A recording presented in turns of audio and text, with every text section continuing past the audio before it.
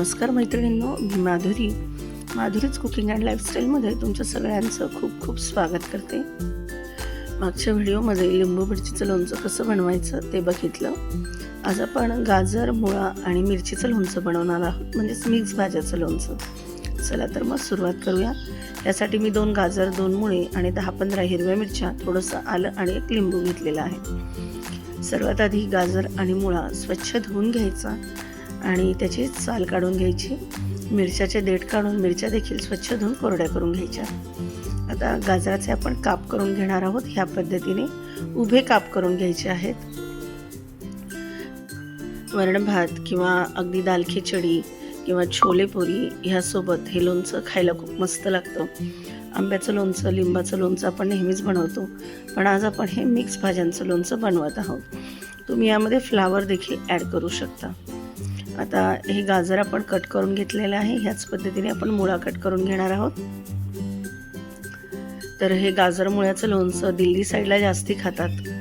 Basically Punjabi लोकांच्या डाएटमध्ये, आहारामध्ये तर रोजच हे लोणचं खाल्लं जातं.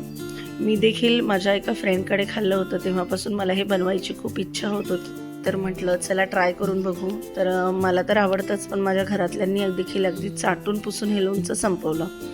आता अद्रक घेतलं, त्याची साल काढून आपण त्याचे देखील छोटे छोटे काप करून घेतले. आता कात्रीच्या साह्याने आपण मिरची कट करून घेणार आहोत. ह्या पद्धतीने मिरची आपल्याला कट करून घ्यायची आहे.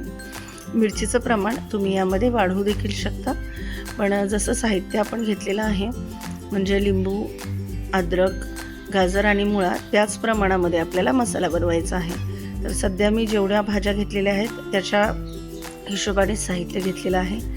तर ह्यासाठी मी 1 चमचा धणा घेतलेला आहे. त्यानंतर 1 चमचा जिरं घेतलेलं आहे.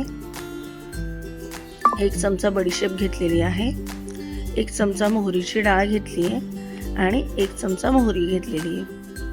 आता 1/2 चमचा आपण यामध्ये मेथी दाणे घालून घेणार आहोत.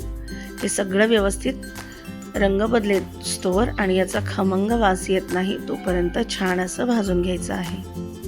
तर हार्डली 4 ते 5 मिनिटामध्ये हे साहित्य भाजून होतं.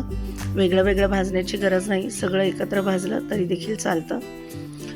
यामध्ये माझी काळी मिरी घालायची विसरलेली आहे. तर आपण आता यामध्ये साधारणपणे 4 ते 5 काळी मिरी ॲड करून घेणार आहोत. आणि हा जो लोणच्याचा मसाला आहे हा आपण कुठल्याही लोणच्यासाठी वापरू शकतो. अतिशय खमंग असं लोणचं बनवून तयार होतं. लिंबू मिरचीचं लोणचं असू द्या, नुसत्या लिंबाचं लोणचं असू द्या किंवा मिक्स भाज्याचं लोणचं असू द्या, कशातही हा मसाला तुम्ही वापरू शकता. आता काळी मिरी घातल्यानंतर देखील एक 2 ते 3 मिनिटभर आपण हे भाजून घेतलेलं आहे. आता याला थंड करून घ्यायचं आणि मग मिक्सरच्या जारमध्ये घालून याची भरड करून घेणार आहोत.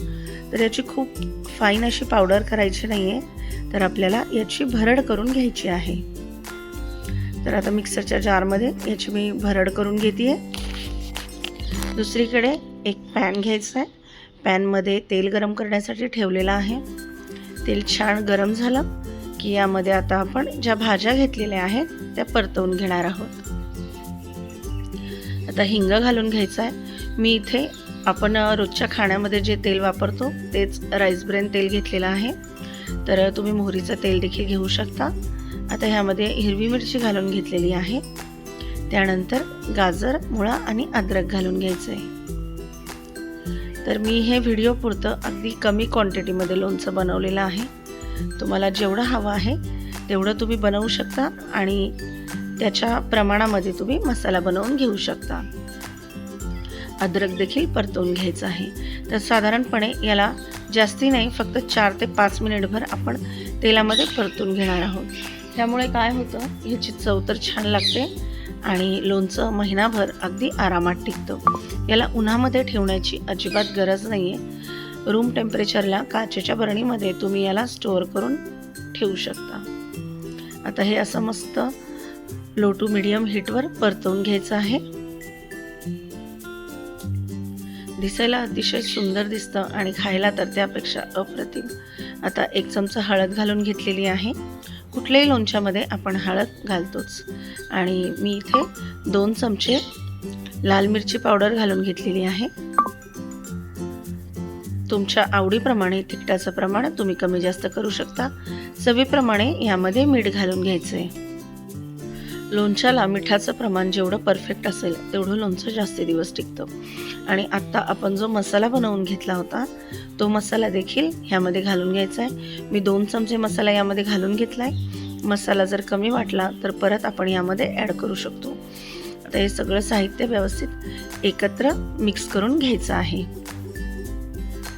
आणि यानंतर आता मी याला एका काचेच्या बाउलमध्ये काढून घेते आहे. संध्याकाळपर्यंत मी याला काचेच्या बाउलमध्येच ठेवणार आहे आणि त्यानंतर एका काचेच्या बरणीमध्ये याला स्टोअर करून ठेवणार आहे. तर तुम्हाला जेव्हा खावंसं वाटेल तेव्हा देखील तुम्ही इन्स्टंट बनवून खाऊ शकता किंवा तुम्ही एखाद्या महिन्यासाठी हे लोणचं बनवून स्टोअर देखील करू शकता. आता ह्यामध्ये मेन आपलं साहित्य टाकायचं राहिलं ते म्हणजे लिंबाचा रस. तर लिंबाच्या रसामुळे लोणचं टिकतं पण आणि खायला देखील एकदम मस्त लागतं. तुम्ही जे विकतचं लोणचं आणता त्यामध्ये लिंबाचा रस न वापरता व्हिनेगर ॲड केलेलं असतं. त्यामुळे शक्यतोवर कुठलंही लोणचं घरीच बनवायचं, कारण ते घरच्या साहित्यामध्ये एकदम हेल्दी बनवलं जातं. तर व्हिनेगर वगैरे आपल्या हेल्थसाठी खूप काही चांगलं नसतं. त्यामुळे व्हिनेगर न वापरता लिंबाच्या रसाचाच वापर करायचा. आता हे सगळं व्यवस्थित मिक्स केल्याच्या नंतर आपण स्टोअर करून घेऊया. तर मैत्रिणींनो, रेसिपी नक्की ट्राय करा. कशी वाटली ते कमेंट करून सांगा. भेटूया माझ्या नवीन व्हिडिओमध्ये. तोपर्यंत धन्यवाद.